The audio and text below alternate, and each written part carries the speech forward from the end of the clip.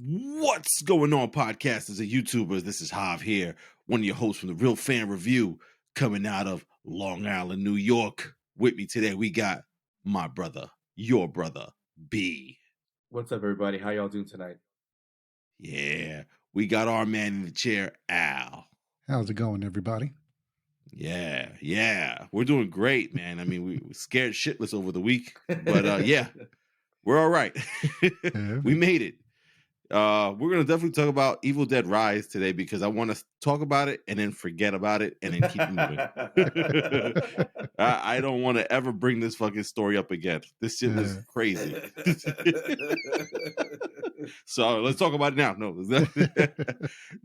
we're gonna talk about Evil Dead Rise for sure. We'll do a review on that. We'll do a little quick non-spoiler review, and then we have to go into spoiler review because everything that happens in the movies is fucking crazy. But first and foremost, if you guys don't know, today is Thursday, April 27th, according to my little calendar up there. And it says here that Transformers Rise of the Beast released a trailer today. Mm-hmm. And I got a chance to witness this trailer, man. And I got to say, Unicron? Yeah. Unicron. Are we serious? Are we doing Unicron? It's so confusing. Oh, kid. There's so much happening in this one movie. Yeah, you got Beast Wars and Unicron. What? Al, what'd you think of the trailer?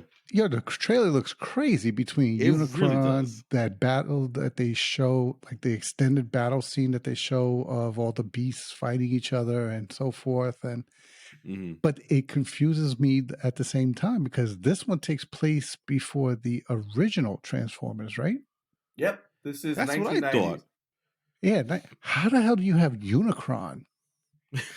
Apparently, so I had to read into this. Yeah. They rebooted it and say, hey, sorry, all that before doesn't exist. Here we are now. So it's legitimately just Bumblebee and then this movie. Yeah. Oh, wow. Okay, so this is acting as if the other ones didn't happen. Basically. They're going to kind of have to because they made it seem like in the first Transformers with Shia LaBeouf. Yeah.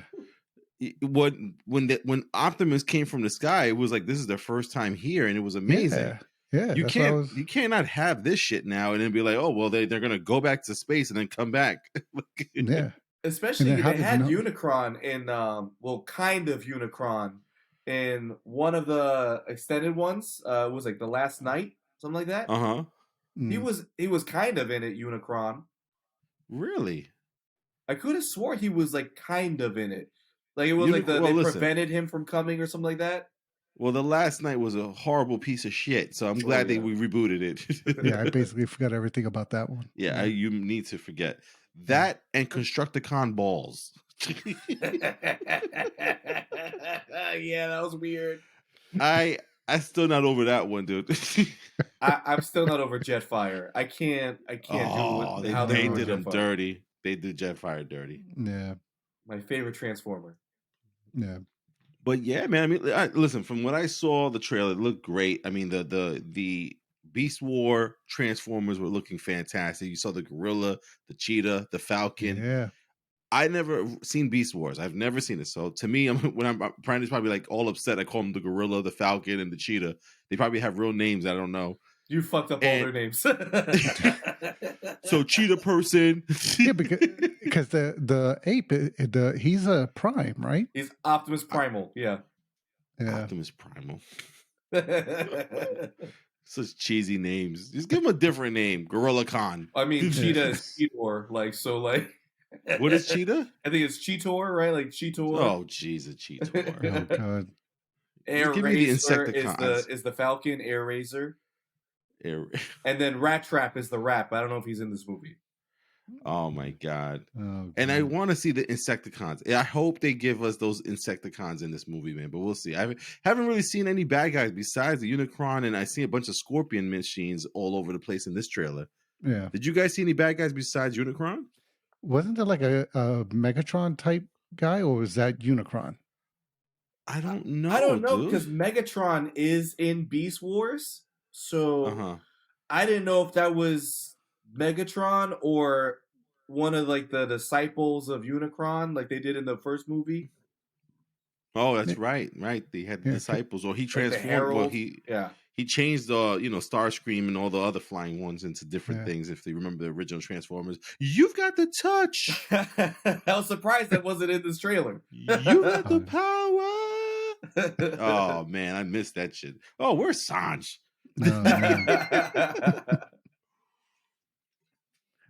Yeah, but I mean, listen. As far as a trailer goes, it did its job. Yeah. But what Transformers movie hasn't had a good trailer? And that's what gets me all worried, man, because I'm like, it looks great. It looks fantastic. Some of the fighting scenes I don't really get, because it's like they're on a flat land where there's nothing else besides them fighting. And I'm like, where the fuck is this happening? Like, I didn't even see a horizon. Exactly. So I'm like, where are they fighting? Are they fighting on Unicron? Are they fighting on Earth? So to me, it's like, I'm not really sure where we're going with this. I mean, I do like the guy from what's his name? The main character in this one. He's from from Hamilton. From Hamilton, yeah, Ramos. Anthony Ramos. Yeah. What is it, Brandon? Anthony Ramos.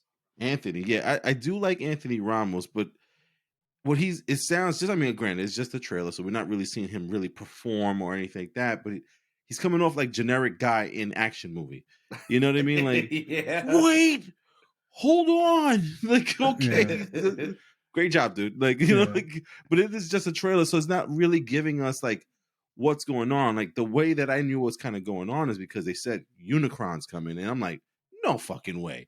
And then they sure enough show the planet with the circle around it, and like, oh, that's Unicron. Now, my question to you fellas, are they going to do the Galactus? Are they going to do where it's Unicron, but he never transforms into a huge robot? He just stays the planet? Or is Unicron going to transform? B, talk to me. I don't know. It's an overall weird thing. Like, to have Beast Wars, which was in the future of Transformers, and now have Unicron. So, like, it's just really weird. It almost feels like this is going to be a part 1 of part 2. Right. And I kind of feel like we're not going to see Unicron, transform. But if there's a part 2, we probably will. It's just really weird. I got you. Al, what's your take, man? You think we're going to see Unicron transform, or he's going to stay a planet the entire time? Yeah, I would rather see him not, if he transforms, not into a robotic form, like a figure, but to change different items, so to speak, like, to go from a planet maybe to a building, like something, but to stay like in more of a essence or a presence more than an actual being, so like it would explain why he has followers, because they have to do what he doesn't have the body to do, almost like so that I would rather be that than, because can you imagine a planet transforms into a robot? Like, there's nobody else that would, exactly, who would compete with him? Right. So like Sam Witwicky. Oh man, he better get his biosuit, like to transform into a little moped. It's like in the cartoon. Well, I think they have that, because remember, Jazz throws something at him. Yeah. Oh, wow. Anthony Ramos has a thing on his hand, so he goes, "You take the keys." Yeah. And then it starts to take him over, and then it cuts. So it'd be cool if that turns into like a bodysuit or something. Yeah. That'd be kind of crazy, dude. Yeah, man. Yeah. I mean, listen, did you see anything did anything really stand out to you guys? Like, for me, even though it was seen in the first trailer and the first teaser, the whole shit with Mirage. I am loving Mirage and seeing him in there. There's a part of me that wants to see Jazz come back, but Jazz died in the first Transformers. I don't know if they're going to bring his ass back.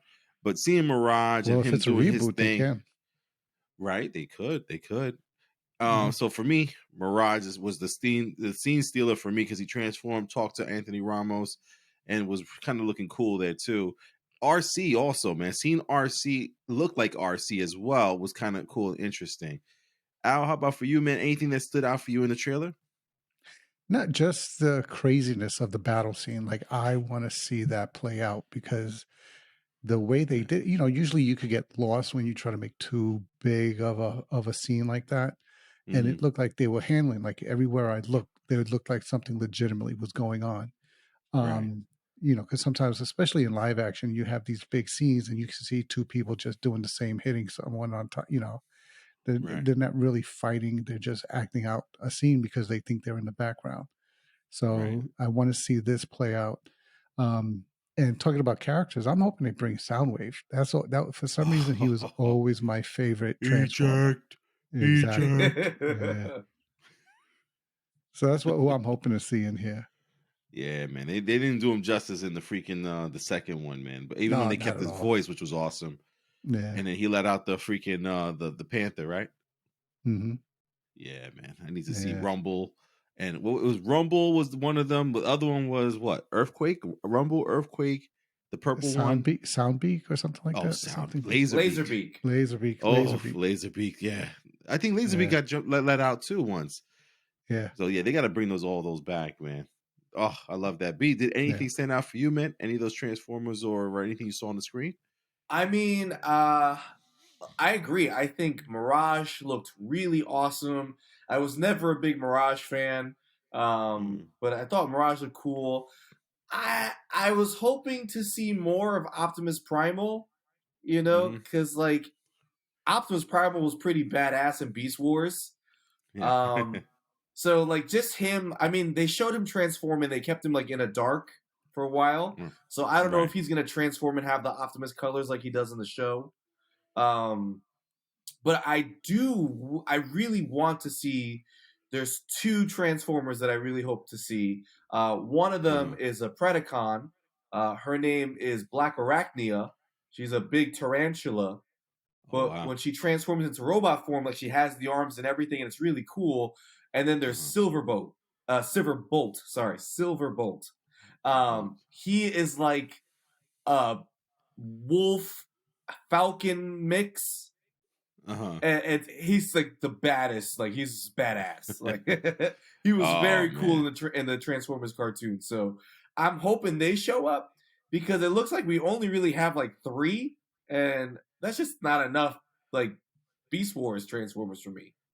I got you. Now I got a question for you, B. Since you used to watch Beast Wars, and now I'm not sure if you used to see Beast Wars. No. But do those animals transform into robots, or do they stay animals and they are just talking just like that? No, they transform into robots. Okay. So like they have their humanoid robot forms too, and like their animal parts like stay on them in certain ways. So like Cheetor, I believe it is. Cheetor's like cheetah head like goes onto his chest. Air Razor, same thing. Like the beak comes down, but the wings stay a part of them. Rat Trap, they all have their robotic forms that look very animalistic, but they do transform. So even Optimus Primal, like he goes from the gorilla and then he transforms and looks just like Optimus. Oh, really? Okay, because I was gonna say because I could have sworn in the trailer the bird was talking and he still had the bird head. So they're supposed to transform. Yeah. Okay. I wonder if they're gonna make them do that in the movie there. But yeah, man. So. I mean, listen. We've all seen all the Transformers. The what was the first one was the regular Transformers the movie. Yeah. Then it was it Dark of the Moon? Was the second one? No, that's the third one. Yeah. Dark of the Moon. What was the second one? Return of the Fallen? Rise of the Fallen? Something like that. Yeah. Something with the Fallen. Then there's the Night. That shit made no sense. That they try to put freaking Optimus Prime with King Arthur. And there was one more, and there was Bumblebee, right? There was the 5. Yeah, so we got Transformers, Revenge of the Fallen, Dark of the Moon, Last Night, and Age of Extinction. Age of Extinction, that was a piece of shit. That was definitely someone cocked over and took a dump on the fucking theater. That was a dump, son. Yeah. Now they've basically taken a dump on us, except for Bumblebee. Bumblebee was pretty cool. Yeah. Are you guys falling for the trailer, Al? Are you falling for the trailer and ready to see this movie?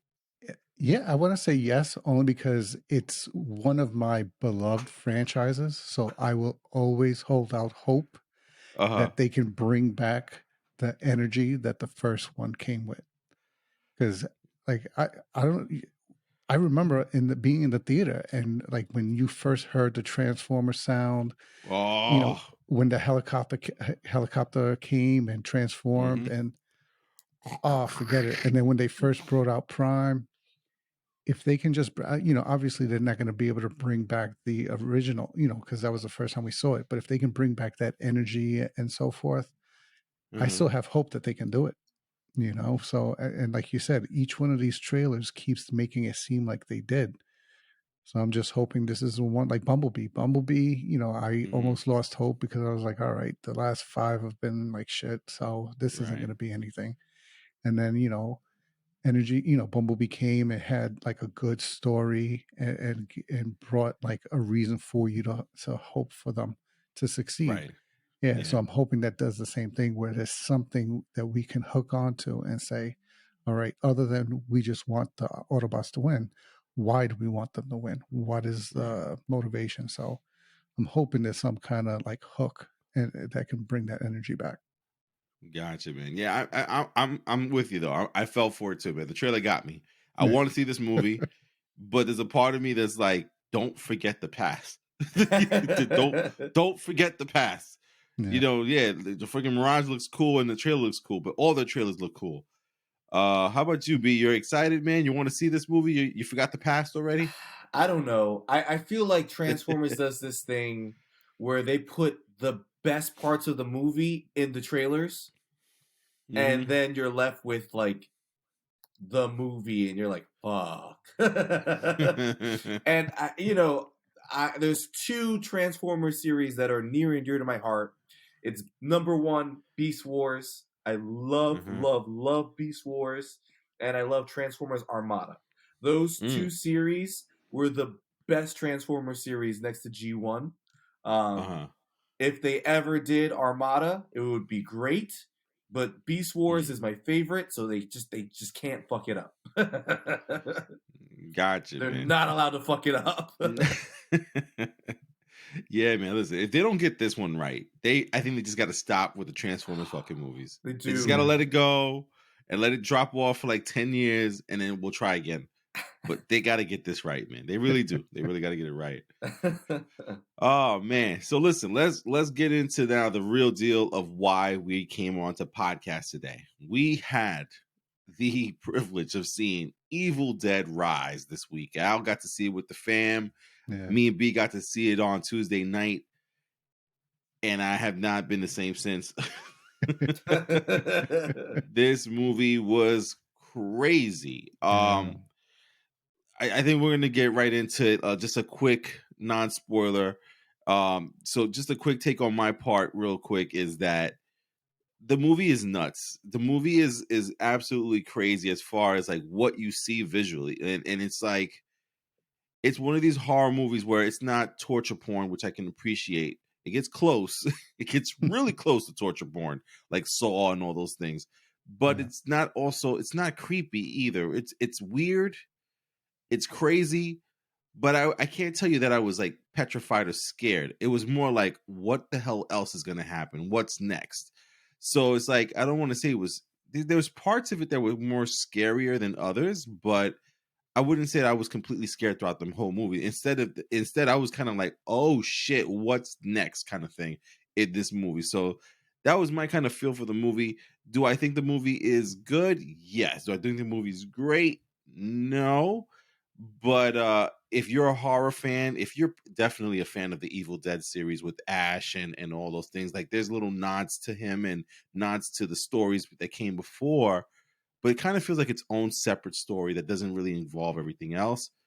I would say if you're into horror movies, you're into gore and demons and all these different things, like just seeing it on the screen and play out, you should see it. I do think you should see it at least once. I'm only going to see this movie once. I'm never going to see this movie again. I told Brandon that we walked out the theater. I go, that was good.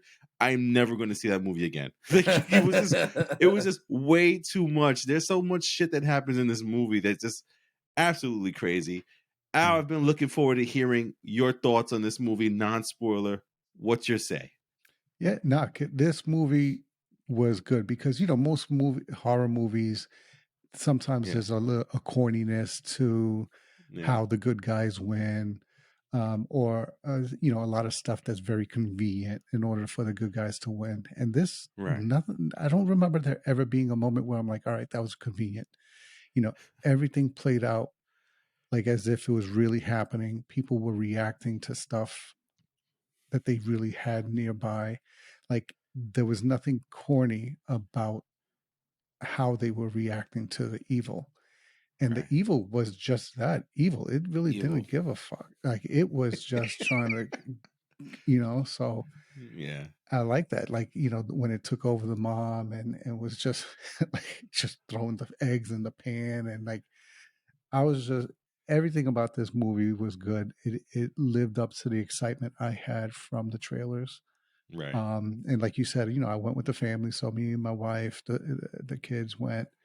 You know, my daughter, who surprisingly, you know, usually does like horror movies for a kid her age, was balled up. Had her sweater over her eyes and couldn't watch it. My wife needed the TV on at night for the next couple of days. You know, yeah, man. They all left saying, "Yo, we're terrified," and I was like, "Wow, that's good." Yeah. You know, you want to be terrified from a movie like that. Shout out to your family. Shout out to your family, Al. Because I left that theater saying, I need to pray. I need to apologize to God for watching it.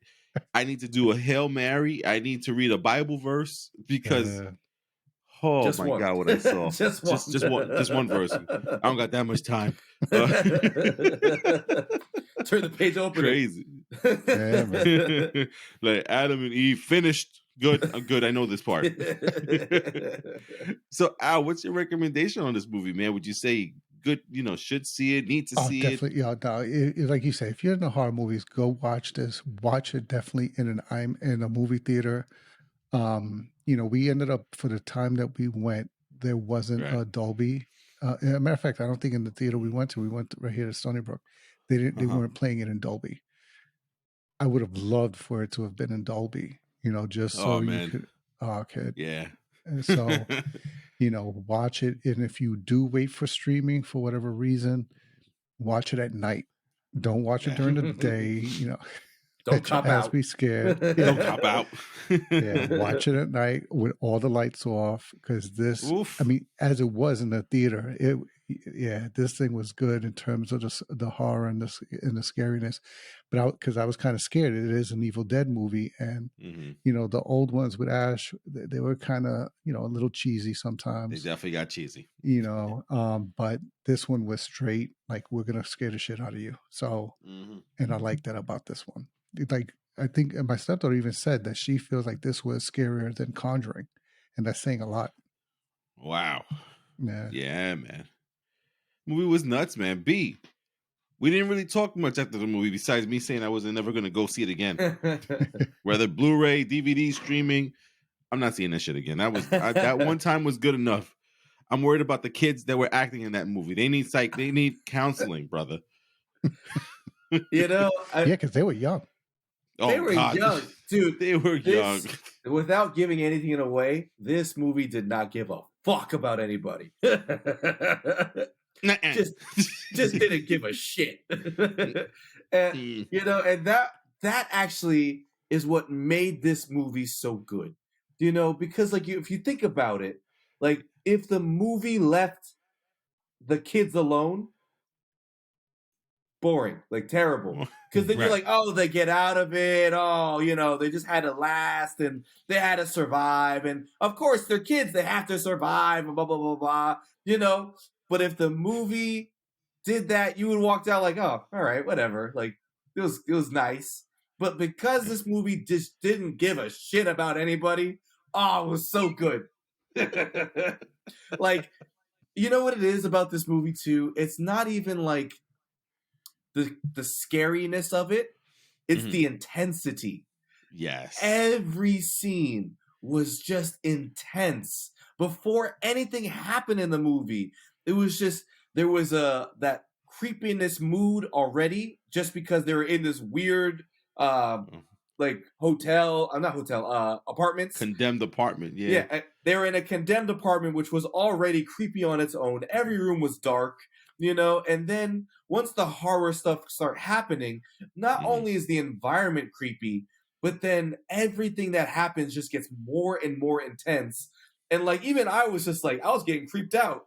When the closer we got to the end of the movie, I was like, oh my God, this is fucking terrifying right now. Yeah. And that's such a testament to what this movie tried to be. Because like Ash and the Evil Dead, it got really hokey, you know? Yeah. Can't be for sure. Can't be for sure. Can't be hokey. And like, this movie was not that.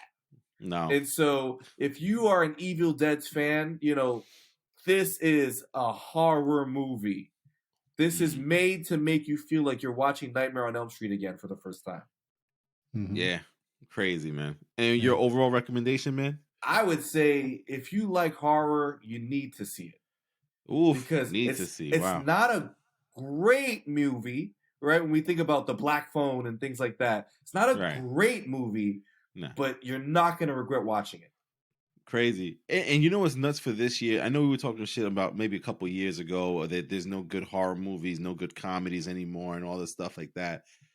This year, 2023, with the horror movies, my top 5 has Scream 6, Megan, and this movie right now, Evil Dead Rise. Yeah. Number 1 movie right now so far still is John Wick Chapter 4. But right below it is Scream 6, Megan, Evil Dead Rise. And there's still The Exorcist to come out. There's still a Conjuring movie to come out. There's still freaking what is it? Not Inglorious.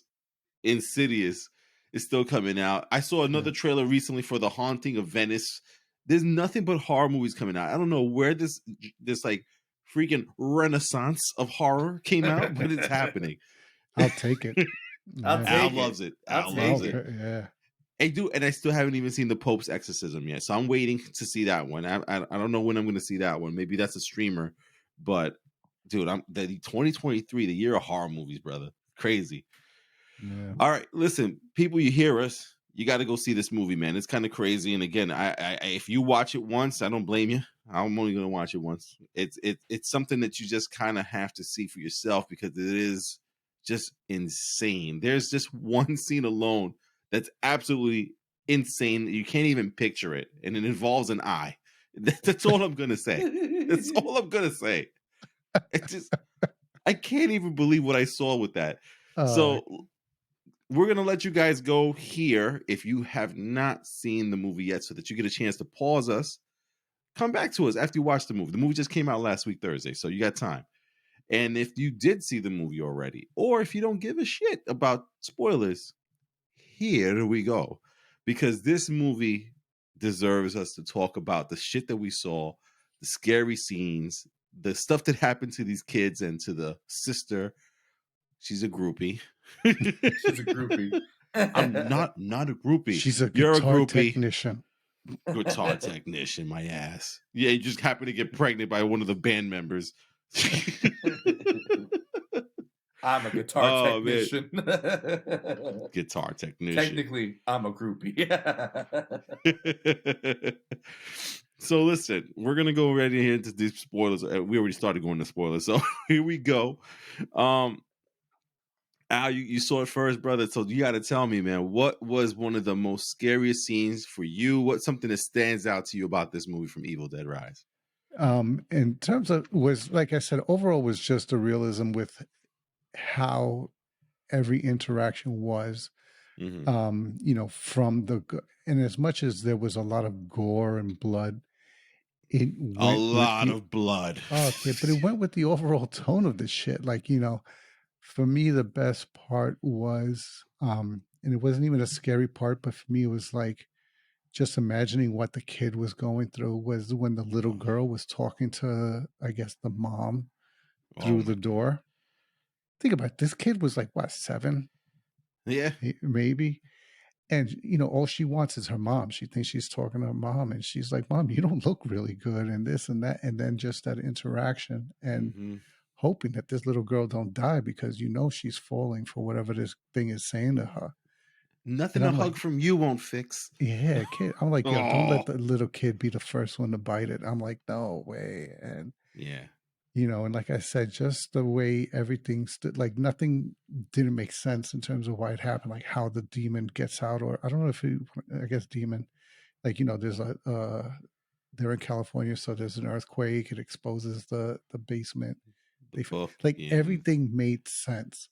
Like Yes. the fact they show real quickly that he's a DJ, so it made sense as to how he would know to spin the turntable just right so that it sounded proper when at first it wasn't. So like they didn't have to do a lot of explain, as long as this movie was, there wasn't a lot of it through exposition. Everything was just things happening. And it made it feel like you were in the moment as opposed to being dragged into the moment. So that was what I liked overall about the movie. Yeah, what I liked about the movie, Al, is the fact that it played out like almost like right on time with everything. Right, everything seemed to happen in one night. Mm-hmm. It was just, the earthquake happened because the sister and the not the earthquake didn't happen because the sister and the two sisters started arguing a little bit about one not being there for the other. Mm-hmm. And the kids got sent away to go get pizza. The earthquake happens. The kid finds the book. He goes upstairs, finds that he also found a couple records. He starts playing the records because, like Al said, he's a DJ. Mm-hmm. And that starts the everything else. And it just plays. And it's within a time frame. And it all happens overnight. And they pretty much have until dawn, because the demon tells her, you're dead by dawn. So it just played out so well. It wasn't anything like held back. It wasn't getting dull. It wasn't getting boring. It was close quarters. Also, everything was in an apartment, and it just felt like this was crazy. I would love to hear, B, your favorite scene or your favorite scary moment in the movie before I give mine. So go for B. I want to hear what you got to say. Oh gosh, I would have to say the scene for me that just changed the whole movie was when the sister turned around and she was another demon infected person. And that's when I knew this movie gave no fucks. Like, that girl was 13 years old and she is like, I'm gonna fucking kill you, bitch. Like, and like when at she that was point, I'm on top of the counter with that was just creepy alone. When she was just facing the other way. Oh God. Yeah, that alone, I'm just like, oh my God, any of them can die and come back as a demon, and they have to somehow get out of this apartment that they've trapped themselves in. And at that same time, the mom just discovered she can get through the vent, and I'm like, oh my God, this is getting crazy. This is getting crazy. Yeah. I was like, I'm getting a headache right now. Yeah, man, very, very crazy, man. That actually that leads into one of my favorite scenes is the sister figures out that, well, the band girl, the guitar technician, we'll treat her with respect. The guitar technician is trying to figure out what to do, and she remembers that the other teenage boy was telling her about the records, so she's playing the records to listen to it, and she's, first of all, the records alone are creepy, right? It's the priest that's telling them what's happening, that it didn't work, that you can't kill the demons or whatever the case.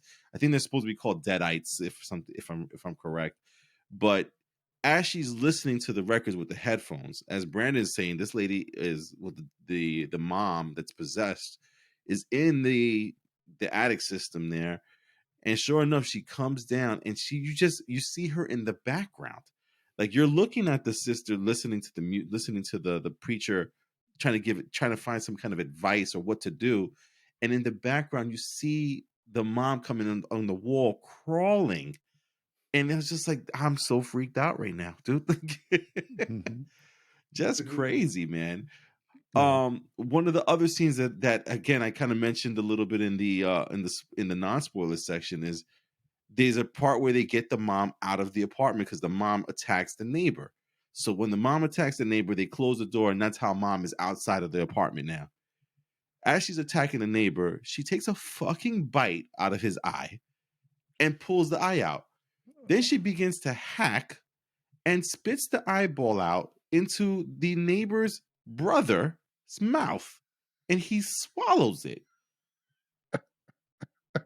What the fuck? Who wrote that? That's so bad and gross, dude. That person, it needs therapy, because to sit there and think you know what's cool? Have to bite out the eyeball and spit it into the mouth of the brother. Yeah. Oh man, that was nuts, man. And then like what Brandon was saying about the daughter, the teenage daughter, you know, when the mom attacked her and started going at her with the freaking tattoo thing, and she went really, really close to her eye.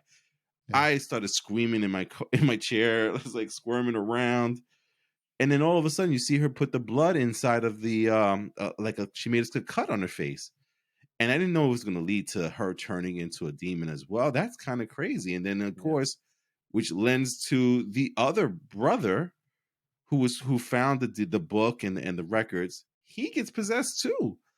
I thought everybody was gonna go, kid. I really did. I thought everyone was dying. I said no one's making it out of this movie. This shit is over with. Because remember, the demon does start the thing by saying everybody's dead by dawn. So I thought I thought that was what was going to happen too. You know, and it was funny too, is like when the mom was like semi still there, she was like, "You have to protect my babies," and I was like, "They're dead. Yeah. They're all dead. They're all dead." Listen, and I gotta give a huge shout out to the mom who played the demon that was possessed as well, because she really killed it as the demon and also as the mom. Like when she was playing in between, and even before the whole possession, she was killing it. You know, I believed her. I believed that they were sisters, and I believed the other sister was a fuck up. You know what I mean? So I'm like, I felt everything. So this person who acted as possessed, I think her name was Ellie in the movie. Yeah, you know, she did her.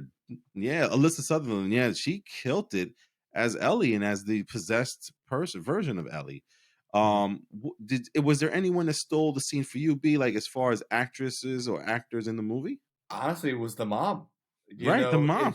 Jesus. It was just the being able to switch from mom to demon mom, you know, and that was all a tribute. One of my favorite things about this movie is the almost realism of the supernatural effects in the movie. Oh, yeah. Because like even when like she hopped out of the shower, the bathtub, and was on the ceiling, a lot of the movements that happened that she made were very realistic. Like it didn't seem like CGI. It seemed like she was making those movements, which made it even creepier. Yeah. And so like that got me so creeped out because I knew she was doing that. Yeah, absolutely. Even when she was pretending to be dead on the bed. Yes. And she kept opening her eyes. Dude. Al, how about you, man? Any scene stealers, man? Anybody stood out to you above the rest? No, yeah. I mean, obviously, like you said, Ellie, the mom character, only because she played that very well. And like you really felt like she was a totally different person once the demon supposedly took over. Like she was talking like somebody else, acting like someone else. The mannerisms obviously were like of someone possessed. Like I really felt like she was possessed. Like she was really selling it. Like as opposed to some of these other movies, you see the person, you feel like they're overacting or they're overdoing it. Like no, she felt like she was doing it on point. But also the little daughter took it because whenever I see a little kid actor that can do it that well, you know, and like when she was doing the scene where her and the aunt were talking and she goes, "Oh, you'll make a good mom." And she's like, "Why?" And she goes, "You know how to lie to kids." Like even she's sitting there like, I'm like, that's fucked up. This little kid knows she's dead. And you know, and she still finds a way to joke. Like I'm like, yeah. So for me it was a tie between the mom and the little daughter. Yeah, man. I gotta tell you, man, I was really like mentally fucked, like mind fucked about the daughter, because there was a lot of scenes where I saw her. There's scenes where she's like basically only her eyes are not covered in blood. And I'm like, how did they put this child through this shit? Like, I fucking could not even understand it. They put this girl in the elevator full of blood, and then she comes out. She's legitly all she has is eyeballs that are not in blood. And I'm like, poor fucking kid. And she's like getting a paycheck. You're like, I don't know why I'm feeling bad for her, but I felt like she's gonna need me. Like, so like she's definitely gonna need some help with that shit. And then like, whose mom signed like that? Put my daughter through this shit. Go for it. Like, dude, I can't even imagine. You know what I wanted to talk to you guys about, which I thought was pretty fucking cool, because there is no post-credit scene and there is no after-credit scene. But there kind of is, which is I thought was awesome. And that is, the post-credit scene was the first 5 minutes of the movies, or the first 10 minutes of the movie. Yeah. And I wanted to get your take on that, B. Like, what was your thoughts of now at the end of the movie, realizing that the first 10 minutes of the movie was actually a post-credit scene? That was actually, it was really interesting to me, especially when she ripped the girl's scalp off, you know, and she was still walking around. I'm like, oh, she's dead. Oh, she's walking around. And it was interesting when the title rose up, you know, really cool. I love the way they did that. That was crazy. And it went to 1 day earlier. I said, what the fuck? How, what? I was like, what do you mean 1 day earlier? I'm like, what? How do you, I was like, wait. And I'm thinking about the trailer, and I'm saying to myself, wait, those people weren't from the trailer. So what the fuck happened a day earlier to get to these people? Right. No. And I thought it was really cool and an interesting way of potentially keeping the story going. Because like you said, it's technically not a post-credit, but it did keep the story going. And so even though it was 3 people, with that girl not actually dying at the title screen, it leads to question, like, what happens next? What happens next? Right. Yeah. Absolutely, man. Al, what'd you think about that ending, and then realizing like, oh shit, that whole beginning is what it was like, even though again it did say 1 day earlier after the scene, but the realization of, oh shit, that's what's happening right now was in the beginning. Yeah. Well, and at first I got scared with that, because a lot of movies, they do that. They show you a scene and then they go, oh, okay, a week earlier or a year or whatever. But it almost kind of can ruin the movie, because you're like to B's point, like I thought they were about to mess things up, because I'm like, all right, now we know this person makes it through the movie. Right. You know, or we know they survived till the next day. But like B said, none of the 3 that were in that beginning scene were in the majority of the movie. So I'm like, fuck yeah. So, and then honestly, with the way the movie played out, I forgot about the beginning scene. Yes. Like, you know, that's like exactly what happened to me too. And then, you know, it wasn't until they show the girl get out the elevator and she, you know, and she's like, all right, I'll meet you at the cabin. I'm like, oh, fuck, that's right. There was a beginning scene. Right. You know, because I wanted to know where they were going to go with that. And then when they show the girl get out the elevator, I'm like, oh, okay. And then it made me interested to see, okay, so how does the demon get into her? That leads to the beginning of the movie. Right. But so I like the way they did that. I like there was no post-credit scene, you know, so you know, and the way they just set everything up. Like I said, I like the way they did this movie. There was nothing cheesy or corny about anything, and everything fed nicely into everything that it needed to fit into. Right. Yeah. And everything looked, honestly, everything looked legit. It wasn't corny as much as, like, you know, mentally, like, oh, this is actors and it's a movie and that's not real blood. When that elevator filled up with blood, I was completely grossed out, because I'm like, no, that's blood. That's blood. That shit's blood. Let's talk about the ending then, because again, the movie itself, when it plays out, you kind of have to see it for yourself, because it's just the kids just trying to escape mom, trying to escape each other as they start turning, and it's just a bunch of craziness. So I mean, like, we've mentioned like the best parts that we've liked about the scariness of it, but there's so much stuff that happens in between. There's little conversations between the mom and the kids, the eeny, meeny, miny, mo, you know, like you know, and then there's a couple of things that's being said, and of course it's just some of the situations they're in are crazy.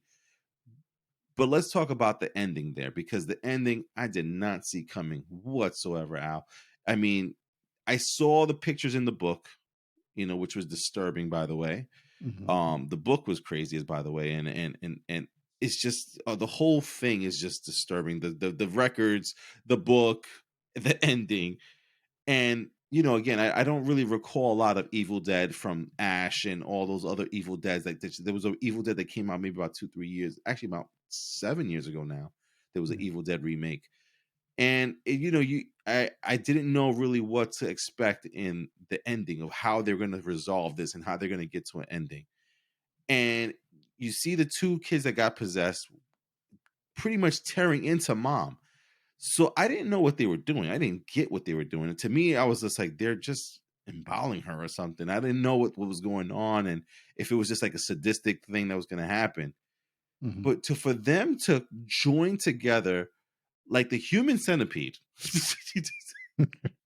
into each other and walk around like that, I did not fucking see coming. That was so like disturbing and weird and crazy to look at and see.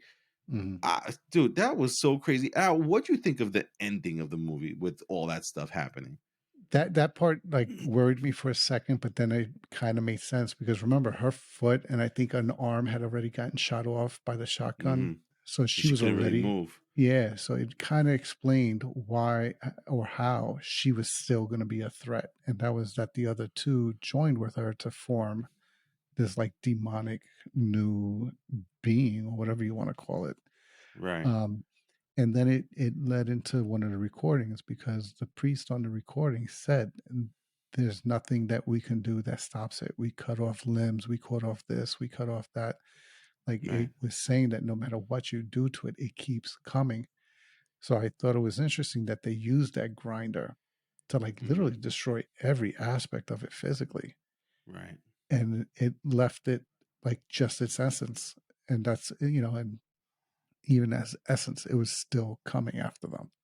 And that's, and explaining. So like I said, it made everything fit. I mean, granted, that little 3-figure body thing was a little over the top. Right. But you're already in a fantasy world where you have to suspend your belief to say, okay, demons exist. Right. So who's to say they couldn't be able to manipulate the body because the body's already dead, and join it somehow, in order to. So if there has to be a hiccup, that might be it. But otherwise, like I said, to me, it never took me out of the movie, and I can be taken out of a movie real easily. So that to me, it was a good ending. And it makes me excited to see if they can do another one on this level. I'd be there in the theater again. B, how about you, man? What'd you think of that ending, man? The whole thing, the way that it played out, the way that it turned, and the chainsaw being there, and the wood chipper being down there. What was your thoughts, my man? I thought some of it convenient, but it was interesting to me when the sister kicked through the fence, like she got through the other side and the gate closed. And I was like, oh, they almost made it. Dude, when they took the little girl and threw her into the wood chipper machine, and I was sitting there like, oh my God, they're really gonna freaking kill the little girl?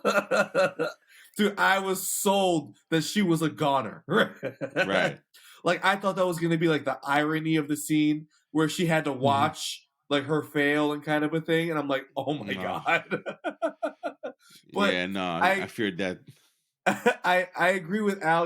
I was a little worried about the whole Trinity thing. But then as they got into the wood chipper scene, it became a little cool to me because it was like the three of them were actively talking to the sister, and it was like, oh shit, like this is like, the demon is just all out at this point. Like, it was, so as weird as it was at first, I thought it did work out toward the end of it. Yeah. Yeah, definitely, man. I thought it was kind of crazy and intense to see all that stuff, man. I do definitely agree. Definitely a category for how convenient that a powered up chainsaw was waiting with the gasoline in it and a wood chipper in the garage. Yes. Very, very convenient. What's it called? The last thing I guess we'll say is this.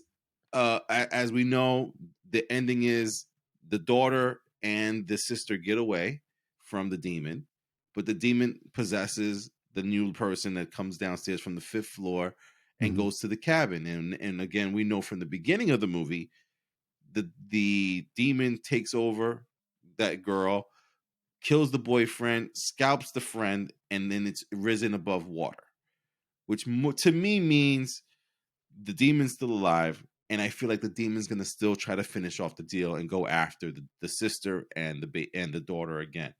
Mm-hmm. So if that's the case, you guys open for a part 2 of Evil Dead Rise? Al? Oh yeah, Al's there. Definitely in. Yeah, you're there for more torture. I love these movies. Poor girls in that movie. Al wants to see them tortured and chased. I don't know if I can get the family to come again because, like I said, they left it terrified. But they're not going. I'm back. Definitely there. Yeah. Oh man, B, how about yourself, man? You there for part 2 Evil Dead Rise, or you want them to stick to something new? You know, I'm interested. You know, because if the story is written anything like how this was done, I'm in it. I'm gonna be scared shitless the entire time, but I'm in it. Yeah. All right. Listen, as long as they can keep cheese graters off of people's legs, I'm in it. I felt that one. I felt that scene. Yeah, dude, that was so bad. Wait, how about the other cheesy one? Ready? Stefania? Was it Stefania or? Yeah, Steak on you. Oh god. No, it was Stefania. No, Staff. Yeah. Dude, when she put that shit right through her sister's throat, well, her demon sister throat. Oh my goodness. Some of that stuff was just crazy, man. That was some crazy stuff. How about when mom threw up for about a good 5 minutes on screen? I was like, dude, she's still going. And then she just plopped down dead. I'm like, that was the death? And then don't they just go, are you okay? Someone throws up that long, they're not okay. They're definitely not okay. A lot of that beginning scene where they were just like, what's wrong? And I'm like, she's fucked up. Like, she came in and like was instantly bloody because she got murdered in the elevator. You know, and so when she walked in, everyone's like, hey, you're back. And I was like, that ain't the same lady who left. Do you mean the lady that's leaning on one leg and hobbling and she's okay? I was like, okay, now that I remember that was like the one part of the movie for me where I was just like, that's not believable. Because if you had walked in the room with your neck looking like this, hobbling, I'd be like, that's not Javier. That's not Javier.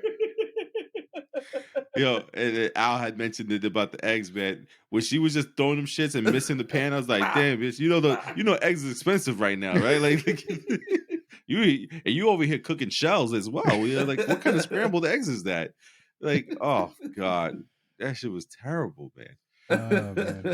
Oh man, that's crazy. Now, see, now I'm replaying the whole movie in my head, and I'm like, I don't want to think about that shit. I don't want to go back.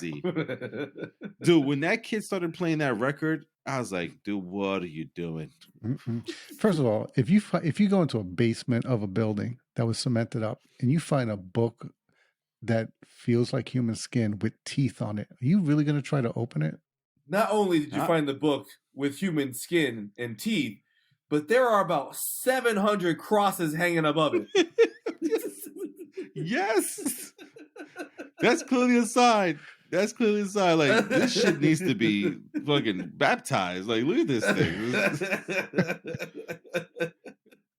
Like, I get looking at the safety deposit boxes. I would have done that too. But when I see a book surrounded by fucking crosses, I'm like, that shit is evil.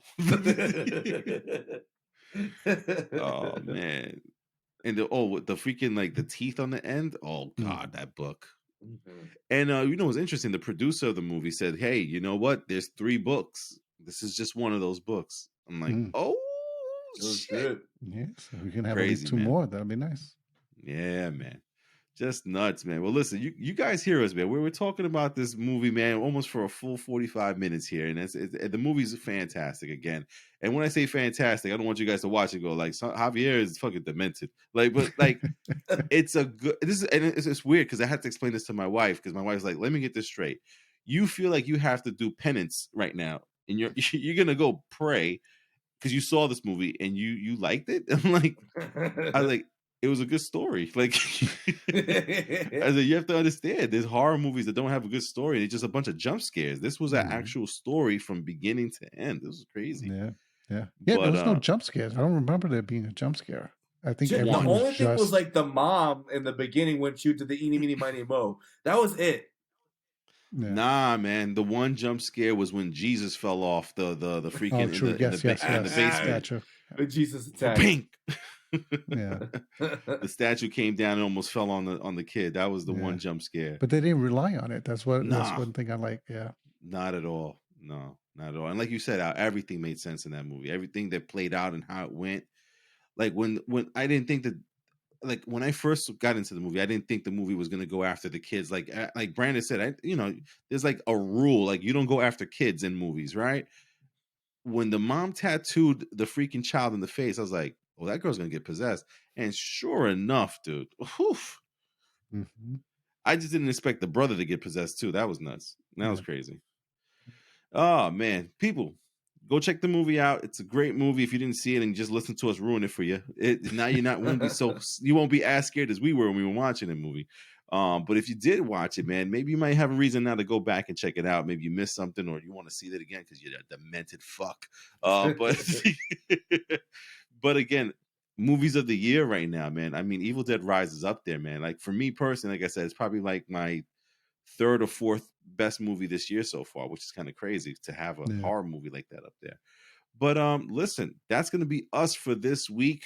We'll be back next week to kind of get you guys ready for the Guardians of the Galaxy Volume 3. There's no real good movies coming out this week. There's a couple that I saw, maybe Peter Pan and Wendy on Disney Plus there, but I don't think you guys want to really hear about that. So we'll get you guys ready for Guardians of the Galaxy Volume 3 next Thursday. So the next podcast will be The Prep, where we go over Guardians of the Galaxy 1, 2, the Avengers Infinity War, Avengers Endgame, and just get you up to speed with what we know about the Guardians of the Galaxy, because they did have the holiday special as well. So we'll get you guys up to date on the Guardians and tell you where they are and where we think they're going to go and what we expect to see in Volume 3. So listen, coming out of Long Island, New York, we are the Real Fan Review. Saying goodnight is my brother B. Adios, everybody. Our man in the chair, Al. Have a good night, everybody. And myself, Javi, saying goodnight. Thank you for listening. Please hit the subscribe, hit the plus symbol on your podcast play apps there. That way you can come to you guys every single week when we put out a podcast, or when we put out the video on YouTube, you can see it right away. Please hit the subscribe. We're trying to hit 100 before we get to 2024, which is crazy, which is like 6 months away, 5 to 7 months away. Jesus, time's flying. All right, so we'll see you guys in May. Until next time.